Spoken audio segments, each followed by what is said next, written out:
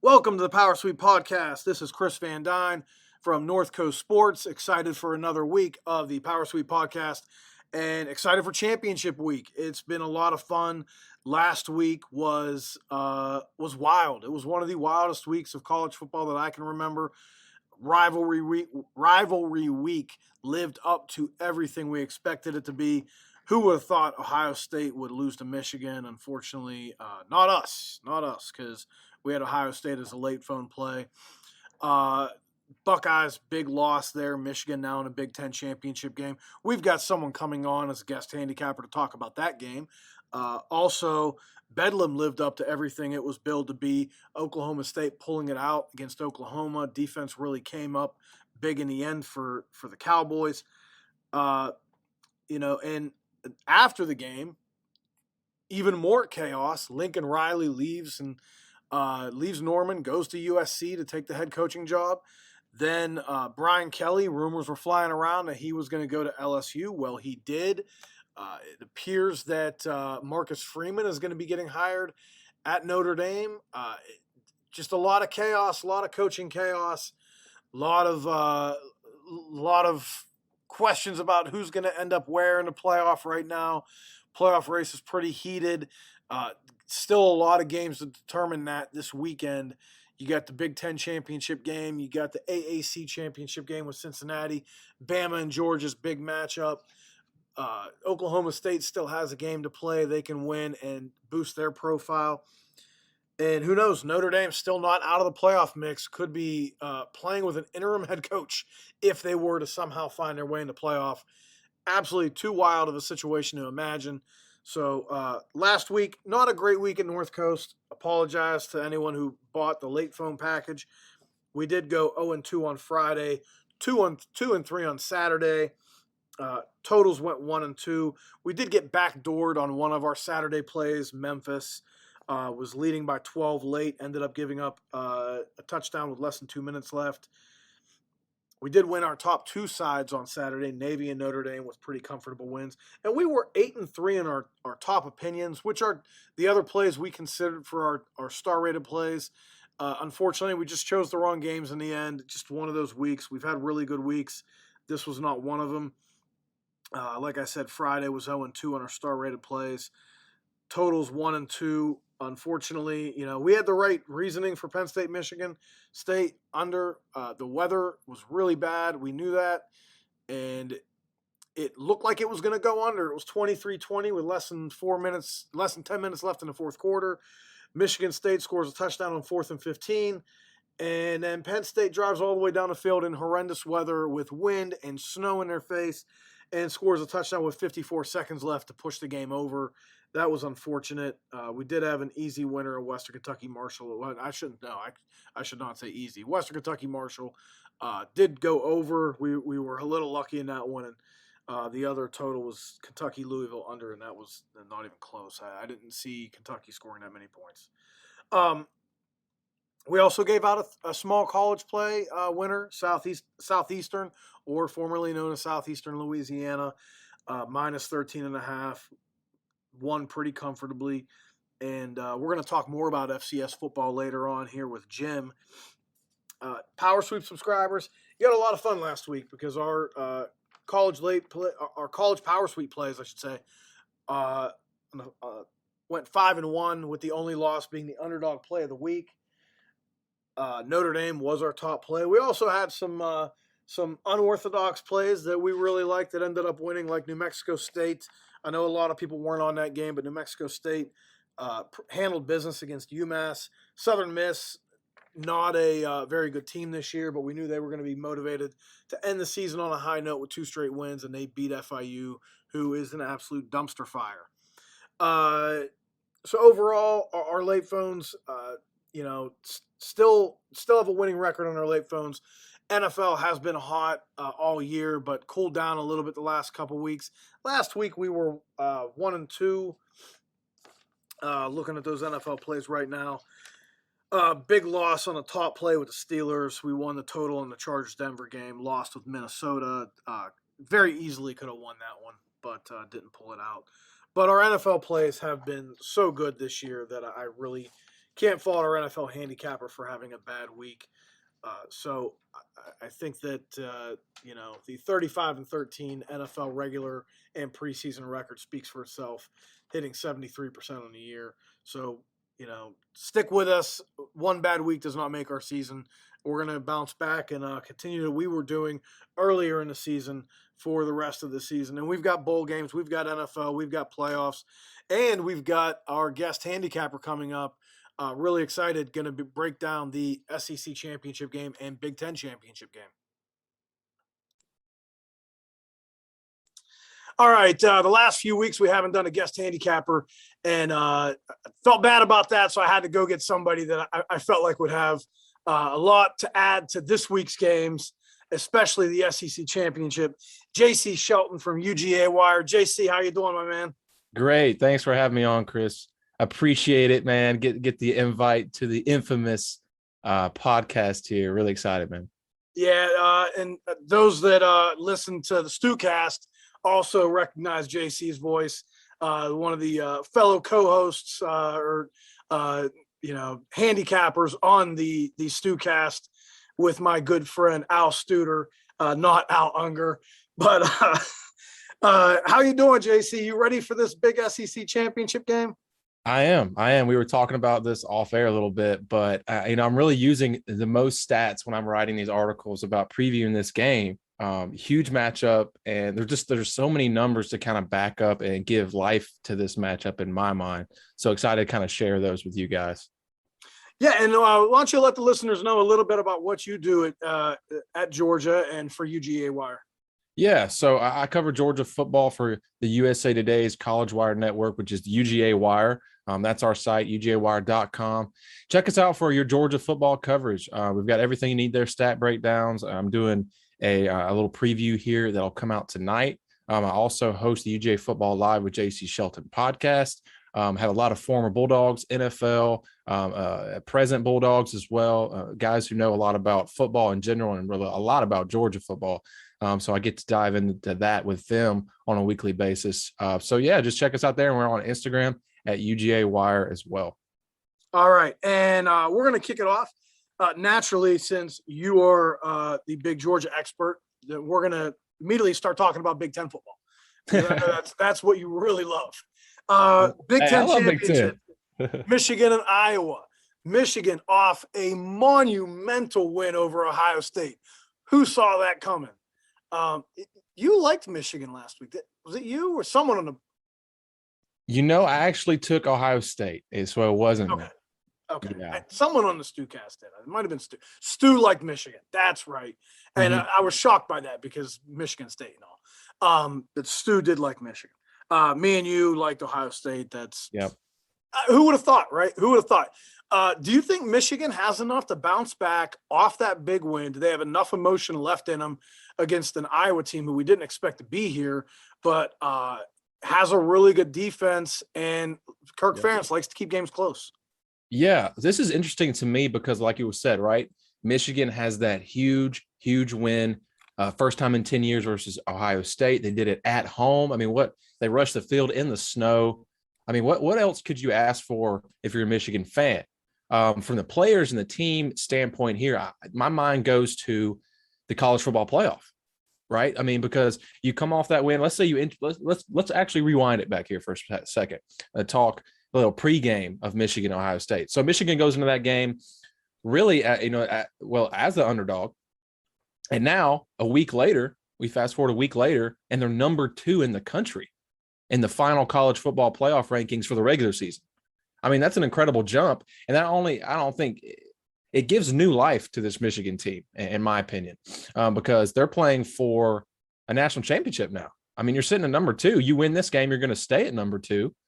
And I know Iowa comes into this game. They were former number 3 in the country earlier in the season. They had some mishaps there. But I think Michigan's not going to, play down to their opponent here. I think they're going to play up. I think they're going to have a lot of energy. And I think they're rolling right now, right? They have that little bit of life in from being ranked number 2 now and having their college football playoff destiny pretty much in line. I think Ohio, if anybody can upset Michigan, though, it would be Iowa, right? I mean, that defense, the running game, this is going to be, I can see it as a low scoring, smash mouth Big Ten football game. I'm interested to see what the weather is going to be like here. Where is this played at, man? I didn't even. Indianapolis.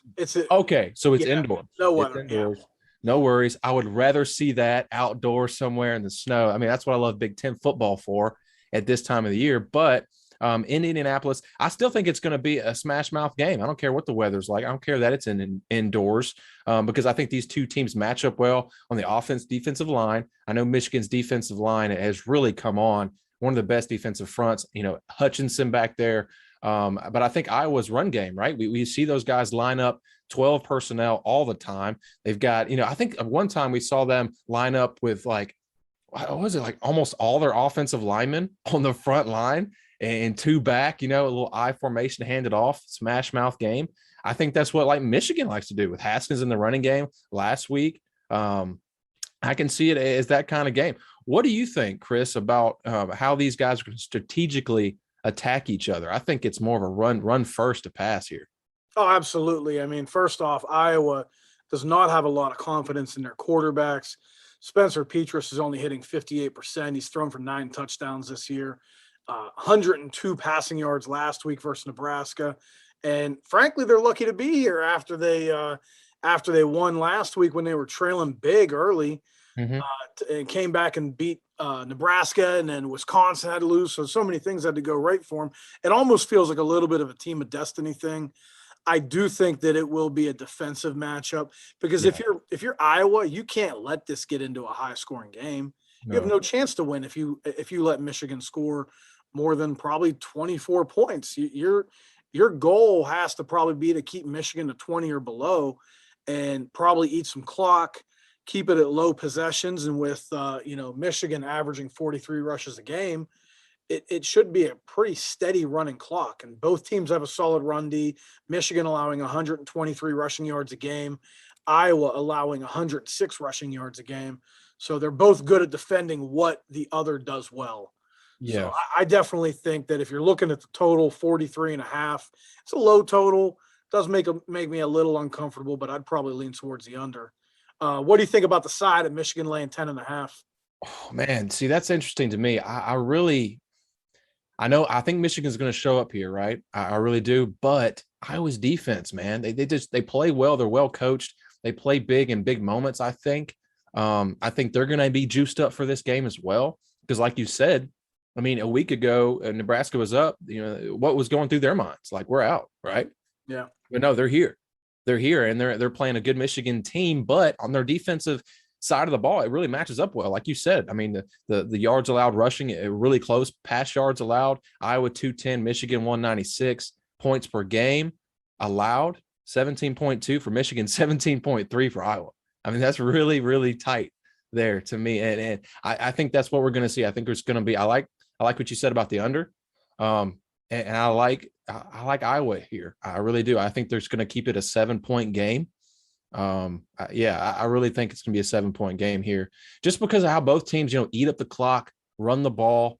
That's what I expect to see. I don't expect to see many short drives, many pass yards as well. I think it's a run game here, and I think the guys are going to really eat up the clock on both sides and be a touchdown game here. Makes a lot of sense. Moving over to the game that I know you're dying to talk about, that you probably have been spending all week analyzing. Georgia versus Alabama. It's been the matchup that we've all been waiting for this year. Georgia has played on another level, especially defensively. Alabama's offense has been explosive at times, but they're really struggling to run the ball and have some people concerned. Their running backs have been banged up all year. A rare spot where vaunted Alabama is getting almost a touchdown. Last I saw, let me see what the current line is. Currently Alabama getting 6.5. Yeah. So Alabama getting 6.5 points. Who do you see winning this game first? And I have a good idea. I probably already know. And do you see, obviously you're going to have Georgia winning, but do you see Georgia covering that 6.5? Right. So you hit it on the head first. Congratulations. So surprised there. But I have Georgia winning this game. But before I get into that spread, let me talk about the Georgia defense really quick and get this out of the way, because that's what we're all thinking about, right? Georgia ranks first in total defense, first in yards per play, first in scoring, first in defensive passing efficiency this year, fifth in sacks. The Bulldogs held their first 12 opponents to under 17 points this year for the first time in the FBS since 1979. And I don't know if you remember what type of offense was played in 1979, but it's totally different than college football today. So the numbers say it. This Georgia defense may be the best we've seen. They're going to be facing the toughest test to date when they meet Heisman candidate Bryce Young, SEC's top scoring offense in Atlanta this week. I think really what you want to focus on here, and a kind of some numbers that have really, stood out to me here, is just what Alabama's offensive line has kind of allowed, which is surprising because we know they got 5 stars across that front. We know they're well coached. So I don't know why these numbers are the way they are. I mean, the Crimson Tide are 108th in the country in sacks allowed right now, 35. Georgia, second in the nation, first in the SEC with 8 sacks allowed this year. And it doesn't make sense to me because Bryce Young can move, right? But he kind of sits in that pocket. He really wants to see the field. He's a passer first. I don't know if Georgia, they could rush 4. They could rush no more than 5. I think they're going to get there easily against Alabama. So what is Alabama going to do? And what are they going to do to kind of thwart that, right? To get Georgia away from rushing the passer like they can, because Georgia has by far the most dominant team in the nation this season, 488 points, allowed only 83 all year. That dominance includes the SEC though, right? So Georgia has allowed 66 points to SEC teams this season, Alabama 173. The Bulldogs have scored 321 against SEC teams in 2021. Alabama, with the highest scoring offense in the league, has scored 274 versus SEC teams. But then you can look at this, you can be like, all right, JC, you're just saying SEC in general. That doesn't mean the common opponents who they played, that's a whole different story. I'll give you that. I mean, that's smart, right? But Georgia and Alabama have 4 common opponents: Florida, Tennessee, Arkansas, Auburn. Both are 4-0. Collective scores in those games: Georgia 146-24, Alabama 149-110. So they scored 3 more points and given up 110 to Georgia's 24. The average score in those games, I know there's a lot of numbers for you guys, but this is the last one. Georgia 37-6 is the average score in those games for common opponents. In the SEC, Alabama is 37-28.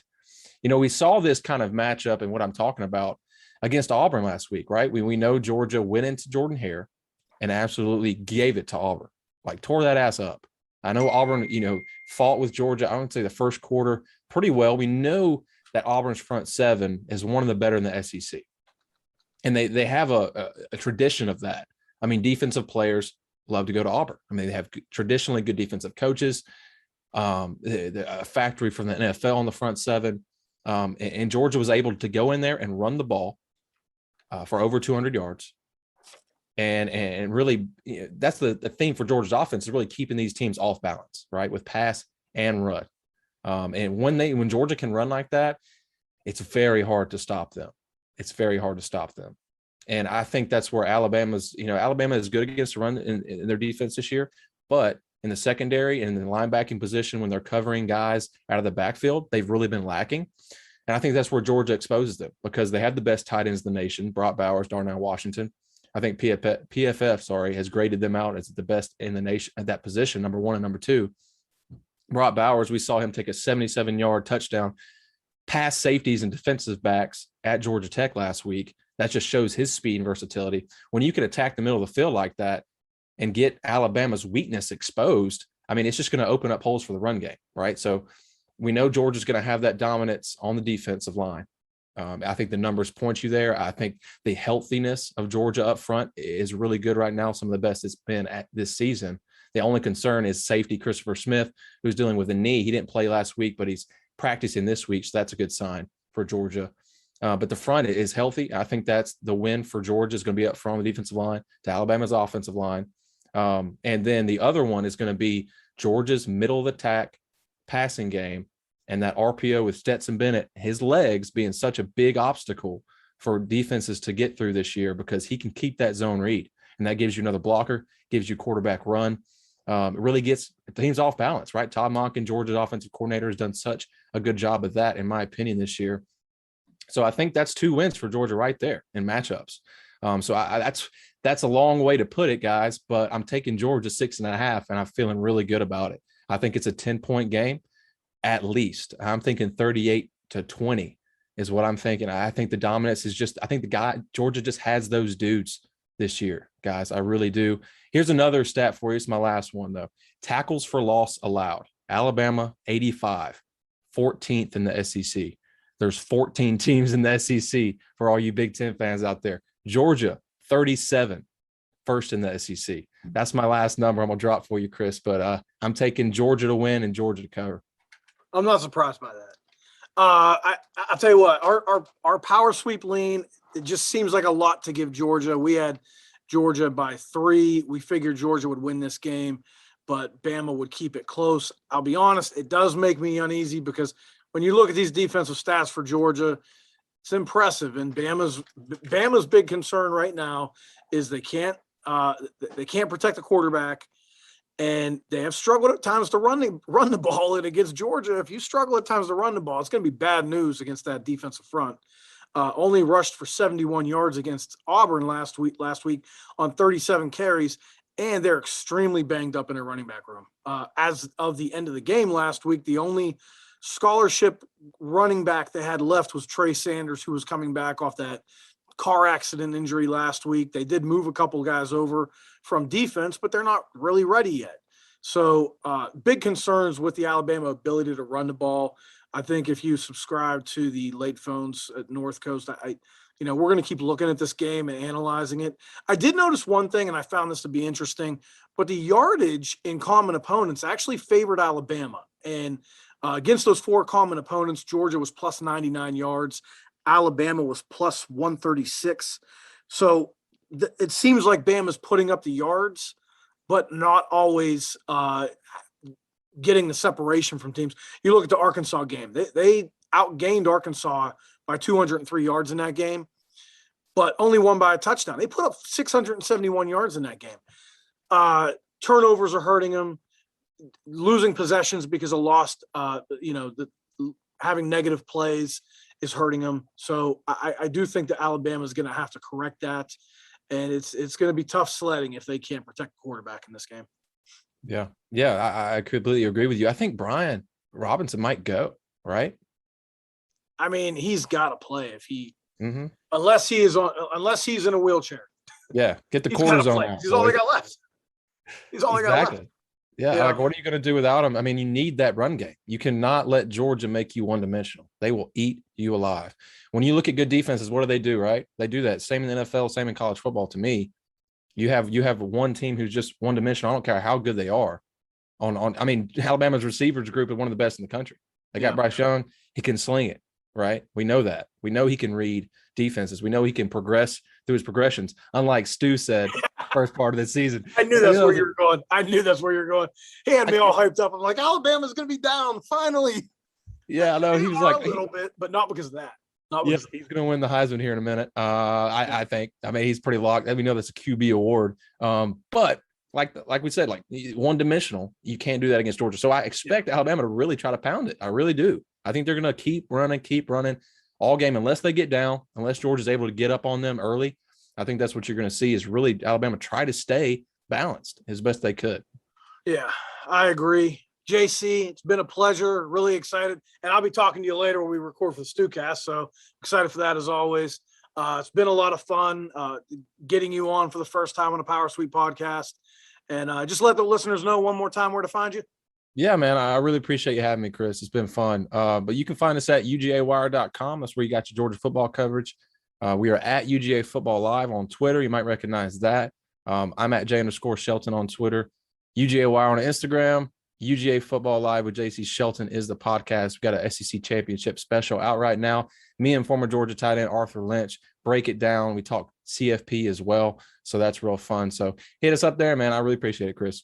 Hey, you just remember Listeners, you heard his voice here first. So when he ends up, big on ESPN or some other network someday analyzing games, you remember he was on the Power Suite podcast back in his early days talking SEC and Big Ten championship games. Starting with the best, man. Starting with the best. All right, JC. We'll talk to you later, buddy. Thanks for doing this. All right, now we're going to move on to our North Coast handicappers, welcoming in Jim Seaman and Robbie DePola. Thank you guys for joining me again. You got it, Chris. Jim, how are we doing this week? I'm going to have to start calling you Mr. 2-1. You are now 21-17-1 in the podcast for the year. How was your Thanksgiving, buddy? It's really good because the way you can always tell your Thanksgiving is my turkey came out nice and moist, and it was a quiet meal because everybody was eating. So I'm happy with that. My favorite word.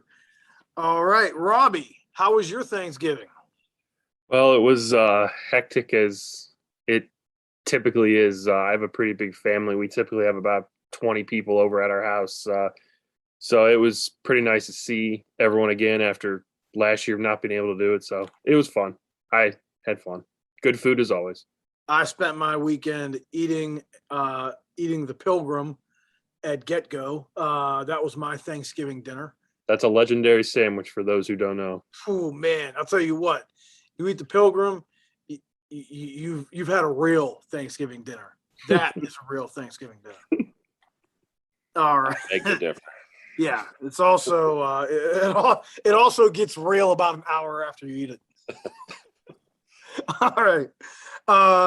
First thing we're going to talk about, earlier this year on our very first podcast, we had our win totals that we gave out, our picks on win totals in college football. And I got to say, guys, we did pretty well. Starting with Robbie, you were 6-1 in your win total projections. And that was in the Mountain West, Big 12 and AAC, a couple conferences you really know a lot about. What stood out to you about your win totals?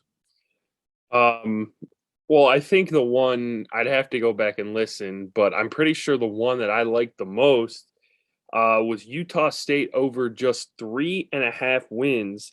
And they easily topped that. They're sitting right now at 9 wins. They actually made the Mountain West championship game.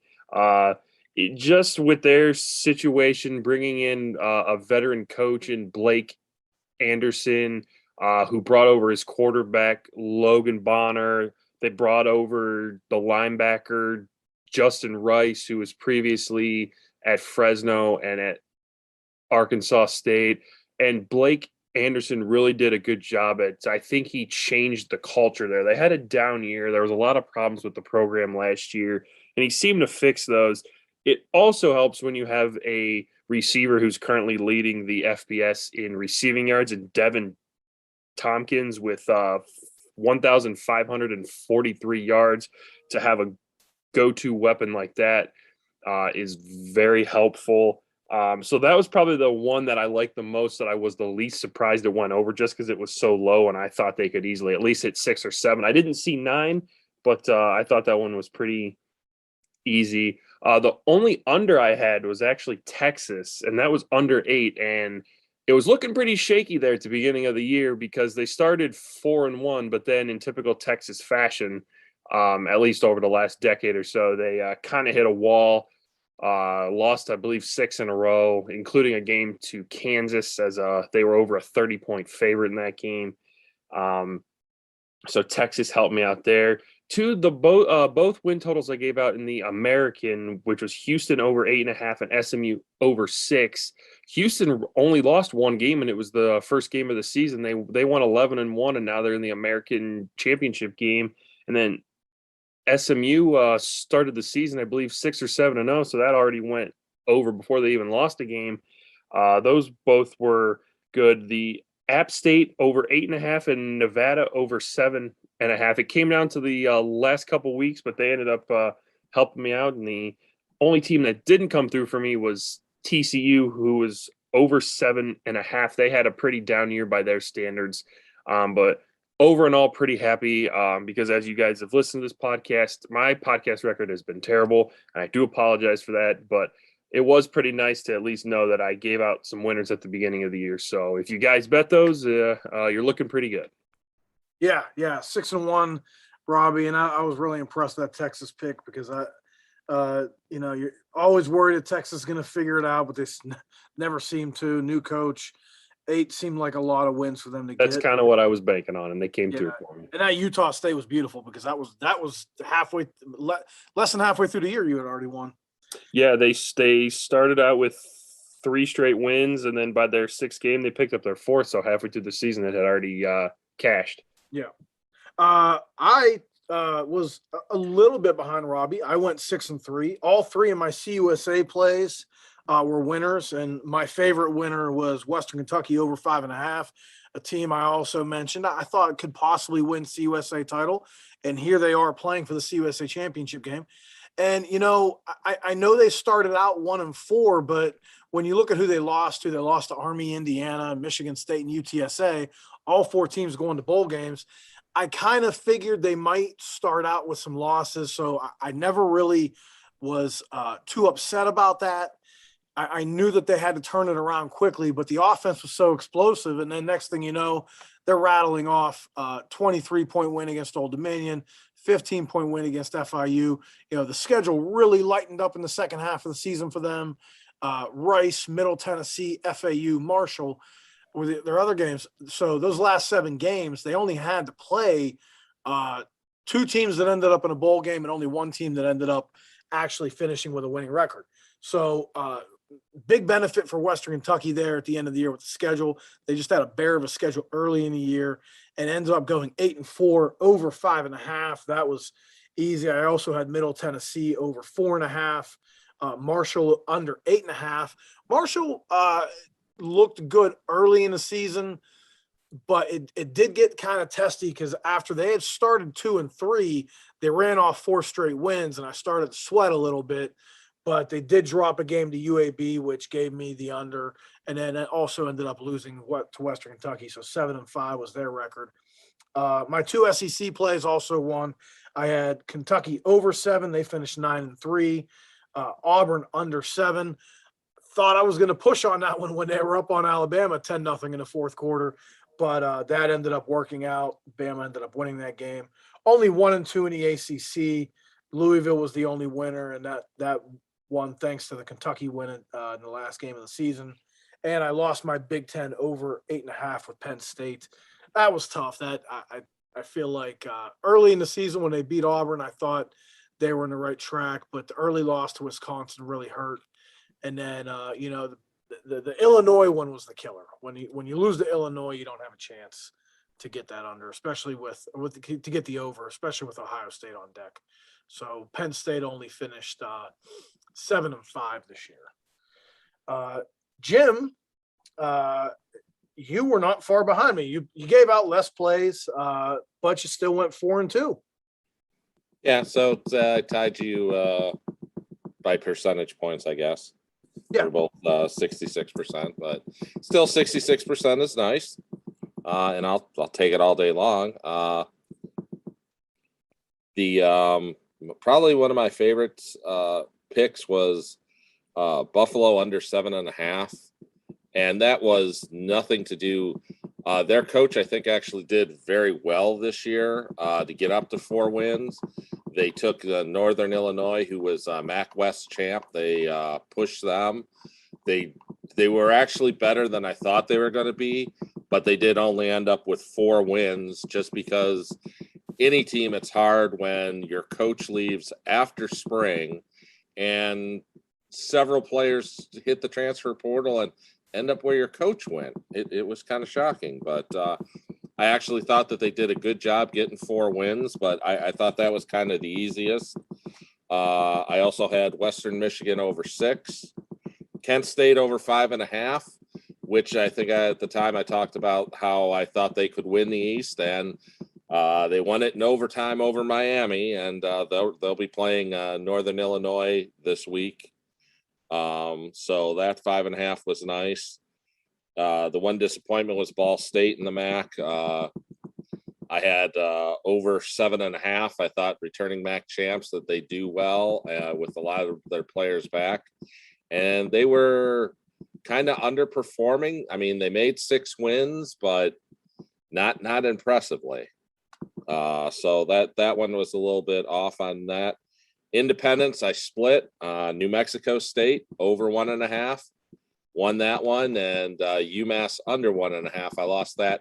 Actually, in the last week of the season, they played each other, so I knew I was going to win one, lose one. The only disappointing thing with that is that UMass actually lost to 2 FCS opponents. I thought they might lose to Maine. I didn't think they'd lose to Rhode Island because actually that was our only small college play loss this year because I thought UMass would be able to cover the small line, and they ended up losing outright to Rhode Island. So. Yeah, And they fired the coach the next after lost that. 2 FCS teams back to back. Overall, 16-6 on our win totals prior to the season. So go us. That was pretty awesome. So make sure you guys. What's that? I said we'll definitely be doing that again next year. Yes, make sure listeners tune into that preseason Power Sweep podcast when we give out the win total picks. Because if we do as well this year as we do, if we do as well next year as we did this year, then you definitely want to jump on board and play some of those because a lot of opportunities to win. And like I said, a lot of those you didn't even have to sweat. Robbie's Utah over 3.5. My Western Kentucky win was pretty, once they got rolling, that was pretty easy. So Buffalo under 7.5, they were kind of a mess all year. So really a lot of opportunities to make some money there.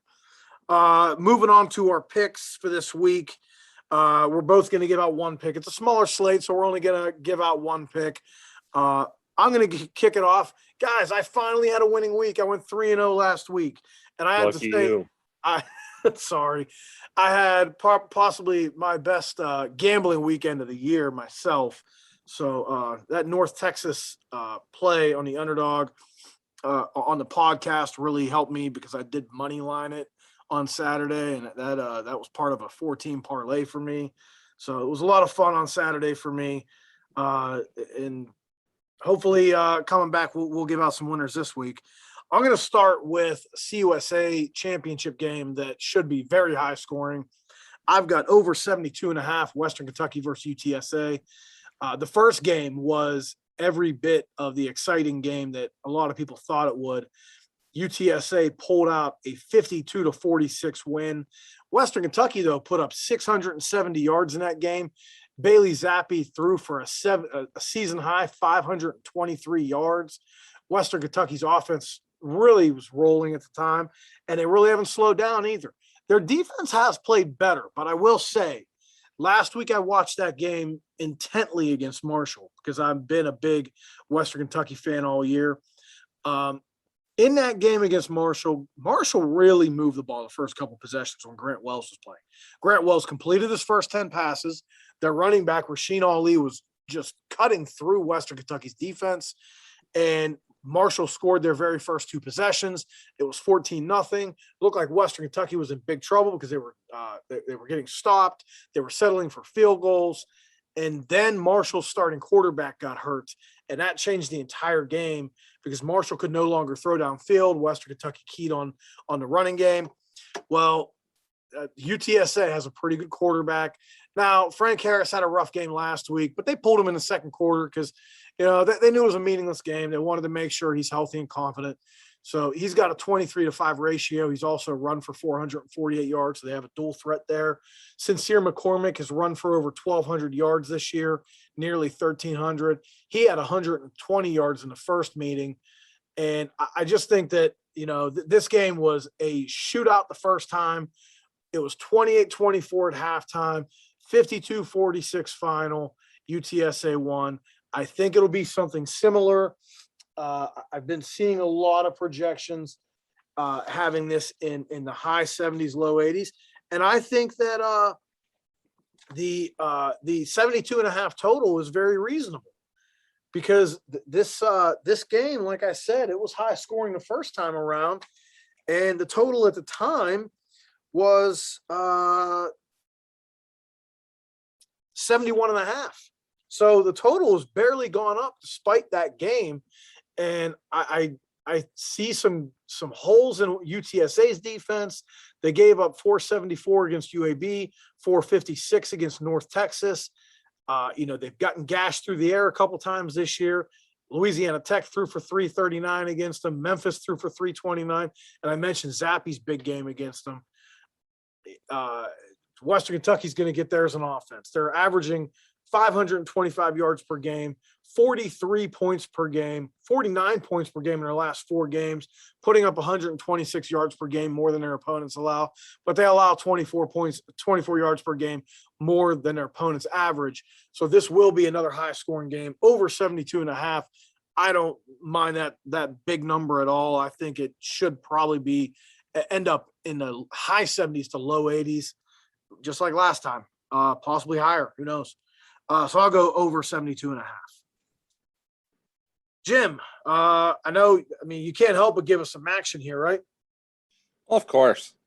It's my last, well, not my last chance, but because there's actually going to be a bunch of MAC teams in the bowls. But yeah, I'm actually going to call for an upset in the MAC championship game. I'm going to take Northern Illinois plus the points. I think they're getting 3 points right now from Kent State. And with that, it's kind of interesting because they actually played already this season. This is now on a neutral field. They played at Kent State. Kent State won 52-47. But and they had a 681 to 663 yard edge. Not a lot of defense played there. Northern actually had the 32-31 first down edge. And the kind of amazing thing is, once again, Kent State put up 8.0 yards per carry in that game. It was a lot of big gashes. But then again, Northern Illinois quarterback Lombardi, he threw for 532 yards with a 3-0 ratio. And probably the turning point of the game, Northern's up 7-0. They're driving into Kent State territory. They throw a 27-yard completion. The wide receiver gets hit. It was their leading wide receiver at the time, Tyrese Ritchie. He gets hit, injured and out for the game, but critically, he fumbles. It was the only turnover of the game. At that point, it looked like Northern was going to go up 14-0. Turns around, goes in the second quarter. Kent State scores 31 points in the second quarter, including a touchdown with 38 seconds left, and led 31-21 at halftime. But Northern would not go away. Northern is a team that they've played out of their 12 games, 9 of them have been decided by one score, and they're 7-2 in those games. This is a team that does not give up. They don't give up when they're down. They keep playing hard. Thomas Hammock rightfully was named the MAC Coach of the Year this year. Because these guys just never quit. So with that said, if you kind of look at the teams in MAC play, Kent State's outscoring foes 38.5 to 32.4, outgaining them 513 to 484. Northern in MAC games is actually being outscored 31.8 to 31.6 and outgained 464 to 442. But a big part of that was they already had the MAC West championship game locked up. So Lombardi had been taking a bunch of hits. They sat him down. They started a freshman quarterback in his first start, and he ended up throwing for 23 yards. A little bit of a difference there, 532, 23 yards. And they lost to Western Michigan 42-21. They were outgained 636 to 291. So that's kind of, if you look where they were outscored in MAC play, is because of things, a lot because of that Western Michigan game. But the kind of interesting thing here is Kent State lost to Western Michigan 64-34. So 30 points with their starting quarterback. And they also lost to Central Michigan 54-30, which Northern Illinois beat 39-38. And I think the thing you have to look here is Northern plays in the tougher West. Earlier this year, they were the only one, but I think the SEC equaled them. They became the first since 2017, which was again the SEC West, to have all their teams bowl eligible and 500 or better. In the East, there's only 2 teams that are bowl eligible, and that was Kent State and Miami. And in the head-to-head, I think the East only had 3 outright wins, and one of those was Kent State over Northern, and Miami had the other 2. So in the crossover games, so they're from a much tougher division. They're getting points here. I think this is going to be a great game to watch. I think it's going to be exciting. Lots of points. I'd probably lean towards the over, but I decided to go with the side here. So I'm going to take Northern Illinois plus the 3 and see if Thomas Hammock can coach them to one more big win here. Yeah, I definitely agree with you. MAC West has been way tougher, and East is down a little bit. I like Dustin Crum. They are off an emotional win last week. I watched the end of that game. Our good friend Michael Ray guy on the call, and former guest handicapper of the Power Sweep podcast earlier this year was on the call that game, and that was an awesome game last weekend. Yeah, went to overtime, and Miami went for the win in the 2 and didn't get it. Yeah. Tough way to go, but respect them for taking their shot when they had it. Robbie, looking to bounce back this week. What do you got for us? Yeah, I'm going to go with a team that I've personally rode this for the majority of this season. I'm going to go to the Big 12, and I'm going to go Oklahoma State minus 5.5 against the Baylor Bears. These 2 teams met earlier in the season. As I'm sure most people are aware, the Big 12 is the only conference that they play everybody in their conference at least once. So you get a good feel, you get to see everybody. So these 2 teams met earlier in the season, and Oklahoma State was plus 126 yards. They did have to score a late touchdown to kind of put the game away. They ended up winning by 10, but Oklahoma State was actually minus 3 turnovers in that game. So that's part of the reason Baylor stuck around. But since then, overall, Oklahoma State comes into this game. They're ranked number 5 in the college football playoff rankings. They're 11-1 on the season, and they've covered 9 of their last 10 games. And the game they didn't cover was actually last week, and they only missed out by 0.5 point. So they've been good both straight up and against the spread this season. They are off that big win, like I mentioned, against Oklahoma. Baylor comes into this game. Their quarterback, Bohannon, has missed the last game and a half with a hamstring. He was warming up last week, but ultimately didn't play. I figured they were going to save him for this week, but there's still reports out there that he's not 100%. I would lean towards him at least giving it a go. But he is a mobile guy. He's ran for over 300 yards this year. So if he's not 100%, I definitely think that limits Baylor's chances at success on the offensive side of the ball. Their backup quarterback is Blake Shapen. He has thrown for 391 yards in the last game and a half that he stepped in for. But that was against Kansas State and Texas Tech. This Oklahoma State defense is a completely different story. Baylor leans on their run game as they've averaged 225 yards per game this season, led by Abram Smith, who actually leads the Big 12 with over 1,300 rushing yards. But for the season, Oklahoma State allows just 93 rush yards per game. And against Baylor at the beginning of the year, They gave up just 101 and 3.7. And if Baylor is with a banged up quarterback and their run game isn't going, I really don't see how they produce much in terms of points. Because the Oklahoma State defense overall is giving up just 265 yards per game, 15 points per game against Big 12 foes, and they're holding those Big 12 foes to 154 yards per game under their season average. Bohannon, like I mentioned, less than 100%. He's only put up 157 pass yards per game and just a 5.5 ratio in his last 4 starts. And here he faces a much tougher Oklahoma State pass defense, which is ranked number 6, as they're allowing just 54% completions and 173 yards per game in Big 12 play.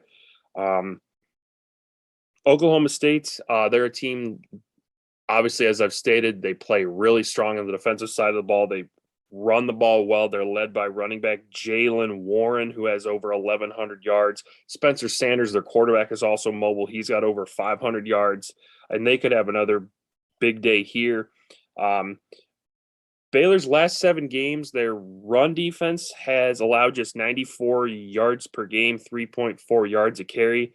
But they played Oklahoma State before that streak kind of started, and they gave up the most rush yards allowed this season. They gave up to Oklahoma State. They gave up 218 rush yards. So we've already seen once the Cowboys can attack this Baylor defense on the ground. Baylor's offensive line has done a very solid job of protecting the quarterback. They've allowed just 12 sacks on 321 pass attempts, but Oklahoma State comes in number 1 in the FBS with 47 sacks on the season, including 26 sacks in their last 4 games. So they've been getting major pressure on the quarterback. If Bohannon's the guy that ends up starting, he's got a hamstring. You know he's not going to be as mobile. So I would see this Oklahoma State defense is going to smell blood in the water. They're going to be able to get to him more, I think, if he's not able to escape the pocket. And I mean, they put up at least 5 sacks in their last 4 games. We could be in for another day like that if Bohannon's back there with limited mobility. And the last point I'll make is against Big 12 foes, Oklahoma State is plus 172 yards per game, plus 19 points per game, while Baylor is just plus 51 yards per game and plus 10 points per game. Ultimately, Oklahoma State's not going to really be a team that blows people out. Like, they win games like 23-0 or 24-7. They only really had one blowout game where they beat TCU 63-17. Other than that, for the most part, I mean, they blew out Kansas, but everyone except Texas blows out Kansas. This is a game where I see Oklahoma State's defense just wearing down the Baylor Bears, especially in the second half. I see Oklahoma State eventually being able to pull away. It's going to be a low-scoring game. I mean, I see like 30-17, 27-14. But I think Oklahoma State it's only 5.5. If Bohannon doesn't play, I'd expect it to shoot up. So bet it now if you can at 5.5, just in case. But I love the Oklahoma State Cowboys at minus 5.5 here. All right, we have been riding them hard. Oklahoma State minus 5.5 is Robbie's play. Jim has Northern Illinois getting the points. It is currently plus 3.5, 3. Looking like 3.5 most places, and Western Kentucky over UTSA over 72.5 was my play. And one more thing we're going to do right now is, and I know Jim's excited for this, we're going to talk some FCS football. It is FCS playoff time. We gave out a winner last week, a 3-star on Southeastern, formerly known as Southeastern Louisiana. Nice win last week against Florida A&M. Jim, big week for the FCS, second round of the playoffs. Second round of the playoffs. Get all the big name teams in there. As you said, we had Southeastern Louisiana and minus 13. They were up 38-0. They gave up 14 points, including a last-minute touchdown to Florida A&M. They had just played a much tougher schedule. Florida A&M had 9 wins. their first year over in the SWAC. They moved from the MEAC, and it was actually impressive, but they didn't win their division, which is why they could make the playoffs. But once again, Southeastern just played a much tougher schedule, and we knew that. We were able to cash in because, in fact, now our FCS or small college record this year, we're 7-1, 22-3, and as I mentioned, the only loss is UMass to Rhode Island.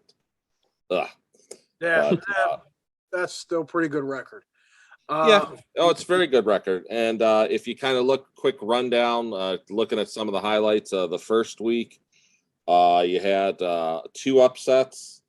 UT Martin beat Missouri State 32-31 as a 16-point dog, and South Dakota lost to Southern Illinois. South Dakota had been a 2.5-point favorite, and Southern Illinois won 22-10. Actually, very impressive.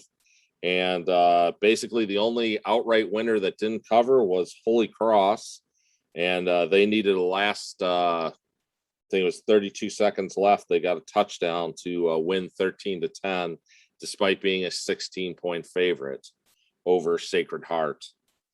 Coming into this week of the playoffs, now you have in the FCS playoffs, they have 8 teams that have a bye the first week. So there's 24 teams in the playoffs.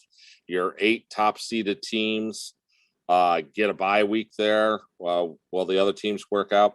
And just kind of a quick note, like one of the things I like to look at is like the strength of schedule. We look at the FCS schedules as they play. And the big differences this week, there's 3 of them that are, if you will, double digit. And I'm just going to mention them and once again, I'm not saying we're going this way, but it's a fact that we look at. The biggest one is Villanova versus Holy Cross. Villanova plays in the Colonial. They are ranked 44 in the strength of schedule, where Holy Cross is 102 because, well, Holy Cross, it got downgraded because they played Connecticut and beat them. But the other one is actually, it actually surprised me a little, is Sam Houston State had moved to the WAC was reforming, and now they're going to be moving up and all that. But Incarnate Word play this week. Sam Houston State is the number 1 seed, but Incarnate Word actually played the number 42 strength of schedule. Sam Houston only 72. So that's kind of an interesting thing I'm going to look at. And finally, the last one that was a double digit is going back to the Southern Illinois. Southern Illinois actually, of the playoff teams, played the remaining playoff teams played the hardest schedule. They had the 20th, and a lot of that is because there's a lot of the Missouri Valley Football Conference, which they play in. A lot of their teams made the playoffs, and with good reason. But they're actually playing number 2 seed North Dakota State, who only played the number 38 because they can't play themselves. So that's an 18-point difference. So that's just something to kind of look at and think about on those games. And just kind of a quick one, just kind of looking at a possibility on this one. Eastern Washington is playing at number 6 Montana. Earlier this year, Eastern Washington actually beats Montana. They did it at home, but in that game, Montana actually led going into the fourth quarter 21-10, and then Eastern Washington, which has one of the best offenses in the FCS, scored 21 points in a little over 6 minutes, take a 31-21 lead. Then Montana actually returned the kickoff 99 yards to get back within 3. And Eastern Washington, something they typically don't do, they did an 11-play, 34-yard drive, but took 5:09 off the clock at the end and put up a field goal. Scary part of this is Montana actually got down to the Eastern Washington 15 and call a timeout with 4 seconds left and did throw into the end zone. So Montana, once again, was still in the game, had a chance to win. They're at home now. But last week, Eastern Washington took on Northern Iowa, which was the team that kind of got in because of how they've played. They were only 6-6, but they have a very good defense. They held Eastern Washington to 19 points, but Eastern Washington kind of held them to 7.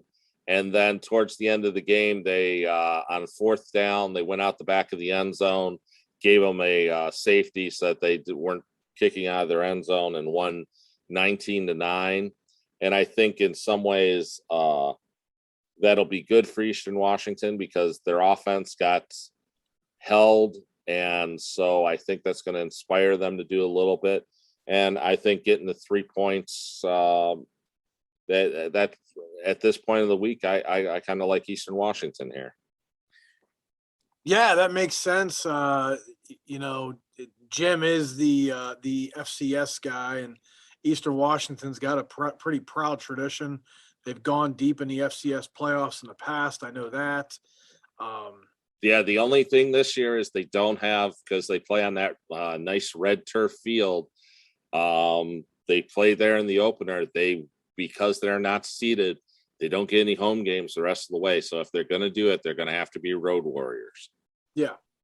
But plus 167 yards per game in the season. Offense is lighting it up, 552 yards.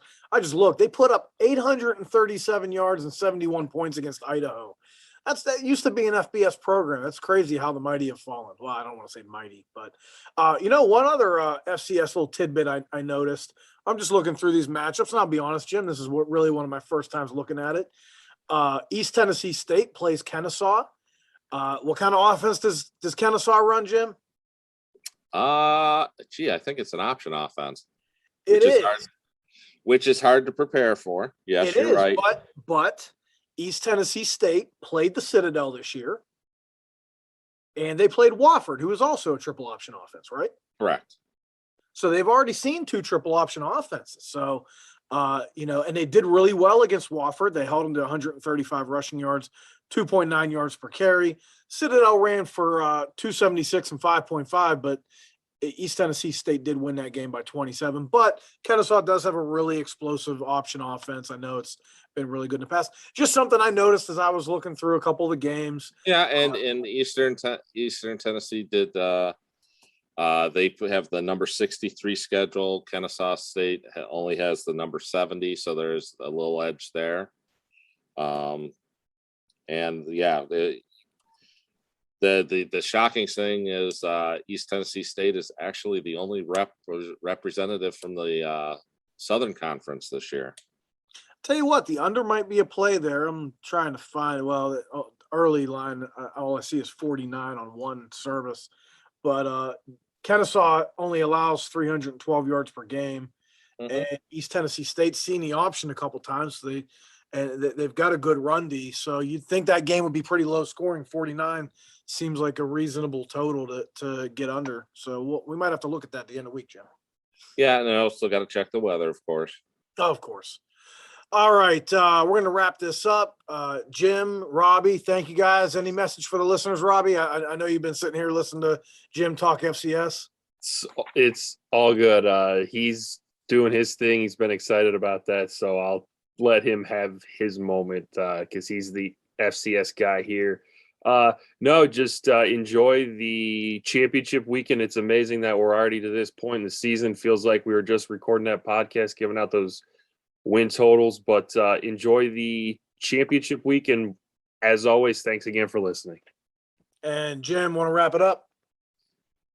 Yeah, just once again, I think the thing that I most want to thank is thank you, Chris, for calling me Mr. 1-2 after I think went 1-2 a couple of weeks in the beginning of the season, because that inspired me to work a little bit harder, and hopefully people enjoyed our plays, enjoyed our commentary, kind of got a little insight of how we think about games here at NorthCoast, and looking forward to championship week and see if the Huskies can pull it out for me here. As usual, we're going to end this with a bonus code for our Power Sweep subscribers. This week it'll be $10 off the championship week star-rated selections. That includes our Saturday late phone sides and late phone totals and NFL Sunday late phone sides and totals. So all the star-rated plays Saturday and Sunday. $10 off if you use code Iowa. 21 subs right now, the price is $99. 22 subs is $79. You can take $10 off those prices. All you got to do is call 1-800-654-3448, and we'll be happy to get you signed up for this week's star-rated plays. Like I said, knock $10 off those plays. Saturday's star-rated sides and totals, and Sunday's star-rated plays. $10 off, $99 for 21 subs, $79 for 22 subs, and that code is Iowa. All right, thank you again. Thank you, JC Shelton from UGA Wire, for coming on and talking the Big Ten Championship game and the SEC Championship game, as well as Jim and Robbie. Jim, I know, was really excited to talk some FCS football. Hope all you enjoyed this week's podcast. We're going to take next week off, and we will be back the following week to talk some bowl games.